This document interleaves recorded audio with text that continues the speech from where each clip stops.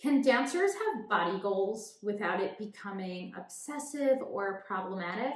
That's what we're covering in today's video. I'm Rachel Fine, registered dietitian nutritionist and founder of To The Point Nutrition. A dancer's performance is a direct result of hard work and motivation. So where does food fit into this? There's a lot of myths and a ton of antiquated ideals, and I'm here to dispel those. Hi dancers, welcome back to Nutrition for Dancers with me, Rachel Fine, registered dietitian nutritionist. Today's discussion tackles a big question. Can dancers have body goals? And can they do it healthfully? Dancers often feel the pressure to have to change their bodies. Whether that means getting, and I quote, back into shape, losing fat mass, gaining muscle mass, feeling more sculpted or stronger. But unfortunately, within the dance culture, these goals often drift into the territory of dancer diet culture, which involves a lot of food restriction, over-exercising, and perfectionism. So in today's discussion, I want to talk about what body goals can typically look like, how to make them realistic, the risks of letting your body goals totally take over, and most importantly, how to pursue more realistic goals through choices that can truly support you, your whole being, so not just supporting you physically, but also mentally and emotionally. But before we dive in, don't forget, hit subscribe so that you're the first to know when I share new content. You can also head over to Instagram, follow me there at To The Point Nutrition. So can dancers actually have body goals? First off, yes, but the key, intentionality. Are your goals rooted in restriction or centered around changing your body's weight, shape, or size? Or are your goals centered in nourishment? Now remember, and I've discussed this previously, but I'm going to remind you, your body's weight, shape, size is largely determined by your genetic blueprint. No one, no coach, no choreographer, no parent, no health professional can truly depict or change what your body's ideal is going to be, especially once you reach adulthood. And just as I've previously discussed, achieving a healthy body weight really centers around hovering within a set point weight range, which again is predetermined genetically and often reached way into adulthood. So that really becomes off the table for my young dancers, my adolescents, my teenagers, and even my young adults, because their bodies are changing way more drastically than when you're late into your 20s, 30s, 40s, and so forth.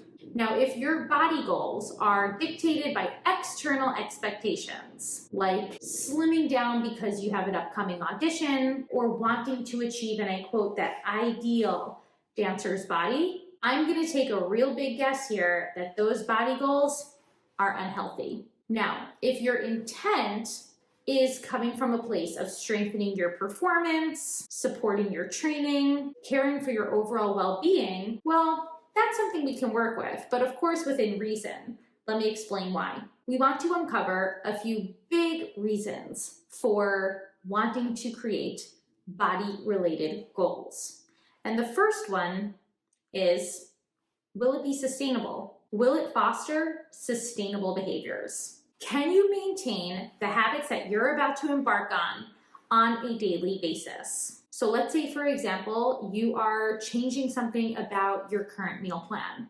Whether that means that you are starting to incorporate something, like maybe you want to start to add more protein in your day, or you're trying to take something away. Maybe you're trying to, and I quote, cut down on sugar. Are you able to sustain these habits for the long run and anywhere you go, whether you have some upcoming travels, you're headed to a post-performance cast party, a birthday party? How about when you're under more stressful situations? If your goals incorporate more cross-training, are you able to continue those goals even if you have a more stressful performance schedule? So if your goals compromise your joy around food, which, spoiler, those restrictive food rules like the cutting out sugar, yes, likely going to strip away from your joy around eating. If those goals take away from your ability to rest, like partaking in exhaustive exercise routines, or if those goals interfere in more personal relationships and social settings, like the ability to enjoy a friend's birthday dinner because you're worried about the food that's going to be served, then I'm going to take another wild guess here. Those goals, not realistic. We also want to evaluate, are you placing a moral reasoning or a moral meaning around your food choices? This is another very common thing that we see with a lot of dancers creating body-related goals. Labeling foods as good or bad, whether that's good or bad for your health or your performance, will set you up for a lot of food guilt and eventually lots of food and mealtime anxiety. So when meals become centered around moral judgment, like we feel like we are being bad if eating the food that's been deemed unhealthy or bad, or we feel like we're being good for eating the food that's been deemed clean or healthy, then we are setting ourselves up for a very challenged relationship with food. It's one that I do not recommend. In fact, in previous discussions, you've heard me teach about what I call food neutrality, which is stripping the moral judgment around any and all foods. So really viewing food as food, fuel for your dancing, maybe it's fuel for your joy or your experience, not necessarily something that's just good or bad or clean or unhealthy. And another important question to ask yourself around these body-centered goals: am I using nutritional information in a way that's gentle and not obsessive? So this I'm obviously taking straight from the Healthy Dancer framework. Nutrition without obsession, this is an approach that blends nourishment and proactive fueling for your performance with enjoyment and the process of eating intuitively. Can you choose foods that do support your performance and your goals? Maybe those are more nutrient-dense foods, whether that's whole grains, colorful fruits and veggies, an assortment of proteins, maybe plant-based fats and oils. Can you incorporate these foods into your day-to-day without those behaviors feeling obsessive? That's important. But what does that actually look like? It might mean choosing whole foods like fresh produce, legumes, foods rich in protein, and unsaturated or heart-healthy fats, and incorporating these into your day most of the time, but not necessarily all the time, typically when they're accessible. It might mean learning how to enjoy more fun types of food. So whether that's your desserts or your pizza or your fries, whatever it might be, enjoying fun foods without the guilt, being able to make food choices based on how you feel. Maybe that means pairing a fruit like a banana with some nut butter right before your class so that you have sustained energy for the time being, or enjoying a fruit smoothie after your class to help support recovery and set you up for an upcoming bout of rehearsals. The bottom line is that you are able to make changes to your meal plan so long as they're feeling sustainable for you for the long run. Another thing I really want you to recognize when it comes to building more of these body-related goals is that unfortunately, dancer diet culture often tells us that when we lose weight or we maintain a thinner appearance, that we will have more performance success. But that's not the case, because you can be strong, energetic, support all of that endurance that's needed without having to fit a quote-unquote ideal. We want to measure your goals and your health by your energy levels, your focus, what you bring to the studio, balanced moods, the ability to enjoy your meals and snacks, whether that's with friends, in social settings, wherever it might be, and most importantly, not relying on restriction or obsessive behaviors. Let's take a moment to pause and reflect. What's one realistic body or performance goal that you've tried to make in the past?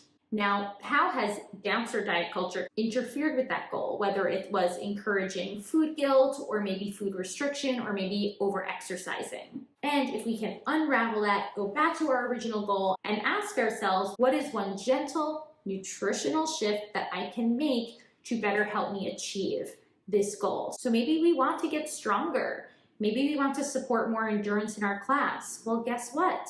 Perhaps it means incorporating more balanced meals, more energy-dense and nutrient-dense snacks in our day to help support us through that dance training. If you need to, go ahead, pause this discussion for a bit and just jot some notes down. This self-awareness is truly key to starting the recognition process of whether or not those body-related goals are actually sustainable and realistic. So to wrap it all up, recognize that dancers can indeed make realistic body-related goals, but we want to do it in a way that honors us for the long run. To do this, let those goals be anchored in joy, energy, creativity, all of those things that truly can help you thrive in the studio. Avoid moralizing food.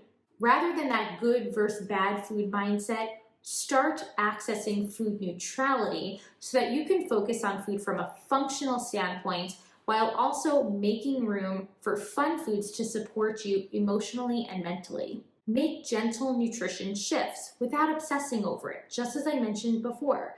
Maybe it's adding a couple more colorful fruits and veggies to your day, or focusing your meals more on balance and consistency. Rather than feeling like you are grazing or noshing throughout the day, have more intent behind making more balanced whole meals. You want to make food choices that help to support your energy and your focus.